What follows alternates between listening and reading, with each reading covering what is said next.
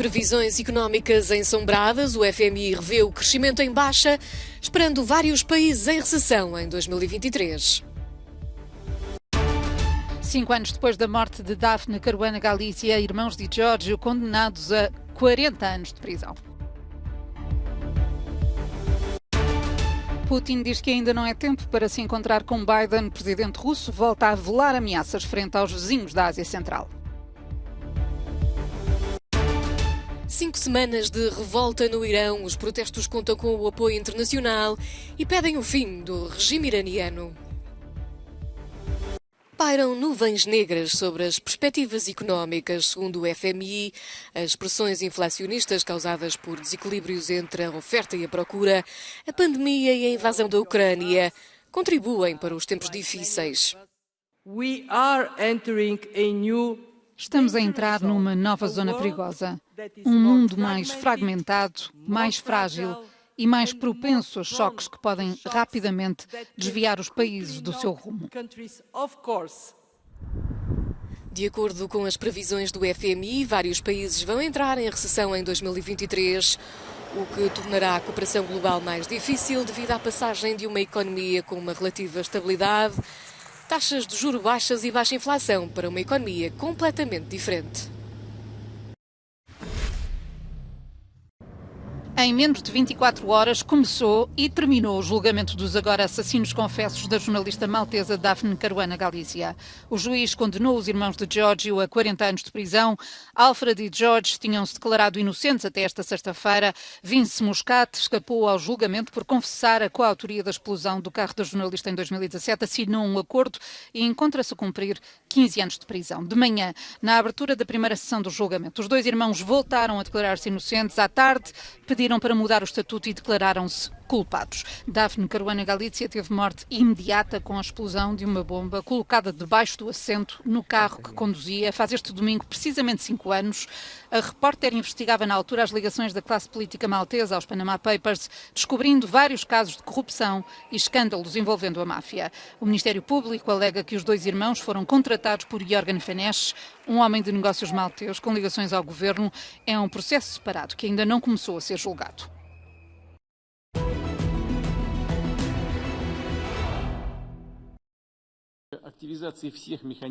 Vladimir Putin volta a agitar a ameaça nuclear em Astana, na cimeira entre a Rússia e os países da Ásia Central. Avisou a NATO de que qualquer confronto direto entre as tropas da aliança e os militares leais a Moscovo resultará numa catástrofe global.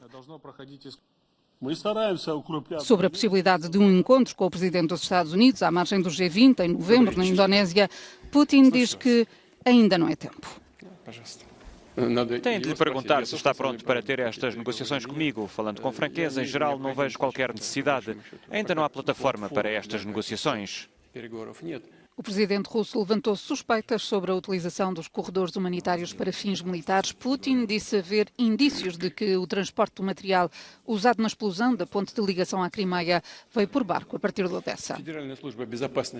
O Serviço Federal de Segurança registou que, em grande parte, parece que a chamada carga, mas podem dizer os explosivos, foi enviada por mar a partir de Odessa. Mas isso ainda não foi verificado.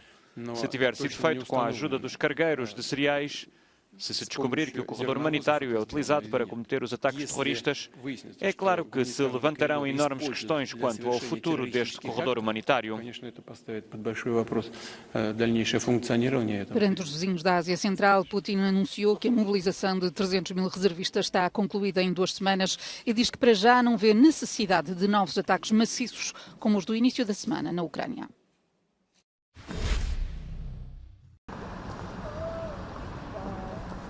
Duas associações apresentaram uma queixa contra o grupo francês Total Energies por cumplicidade em crimes de guerra. Segundo uma fonte próxima do processo, a queixa foi apresentada na quinta-feira em Paris ao Procurador Nacional Antiterrorismo, pela associação ucraniana Razom We Stand e pela francesa Darwin Climax Coalition. O grupo Total Energies é acusado de explorar um depósito na Rússia que terá sido usado para fabricar combustível para as aeronaves russas que operam na Ucrânia.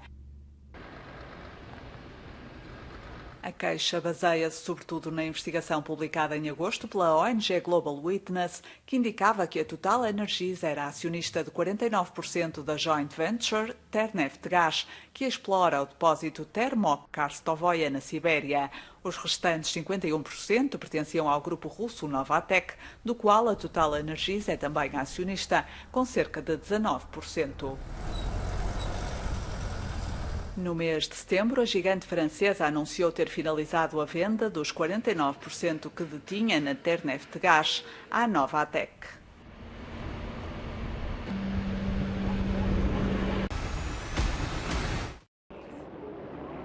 Is the Prime Minister next, Mr. Kwarteng? Sai quase Kwarteng entre Jeremy Hunt. É o quarto ministro das Finanças do Reino Unido desde o início do ano. A primeira-ministra britânica Liz Truss invocou o interesse nacional e a necessidade de estabilidade económica para demitir Kwarteng. O seu plano de cortes fiscais para os mais ricos assustou os mercados financeiros. I met the former Chancellor. Encontrei-me com o ex-ministro hoje. Lamento muito perdê-lo. É um grande amigo e partilha a minha visão de como colocar este país no caminho do crescimento.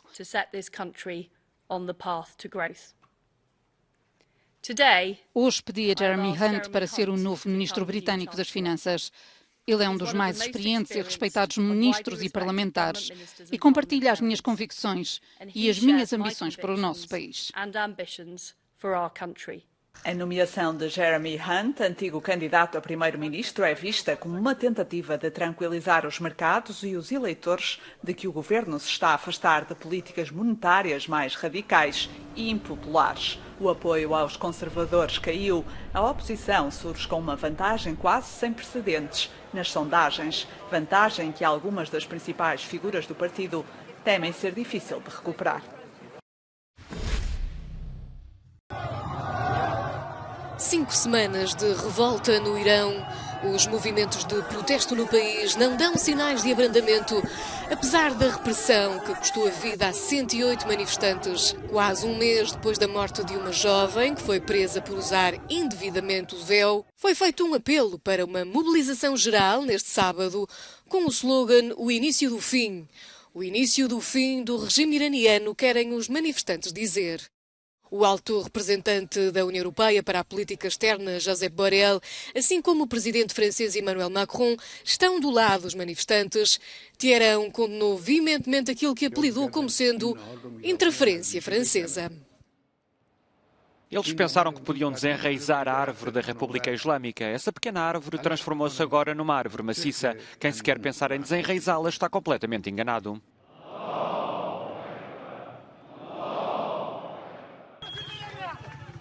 Milhares de iranianos manifestaram-se em memória da jovem que morreu na prisão, queimando véus e a bandeira iraniana.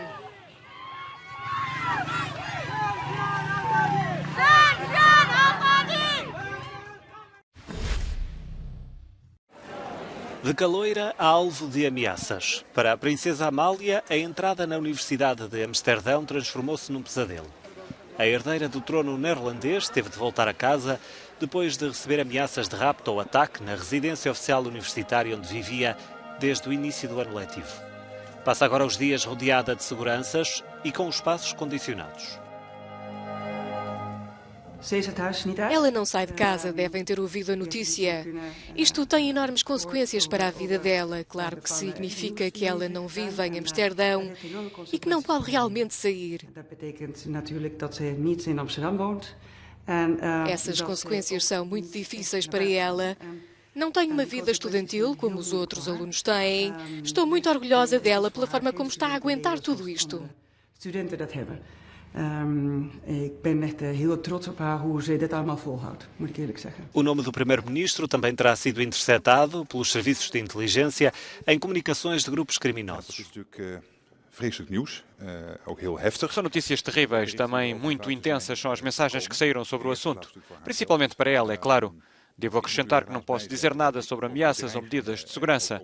Posso garantir que todos os envolvidos estão a fazer os possíveis para garantir que ela está segura. Iets van af weet en daar bij betrokken is vanuit de overheid zijn uiterste best doet om dit uiteraard om ervoor te zorgen dat ze veilig is. Em setembro, a princesa Amália começou a estudar na Universidade de Amsterdão. cortou a tradição familiar de estudar em Leiden e paga agora o preço por querer ter uma vida de plebeia.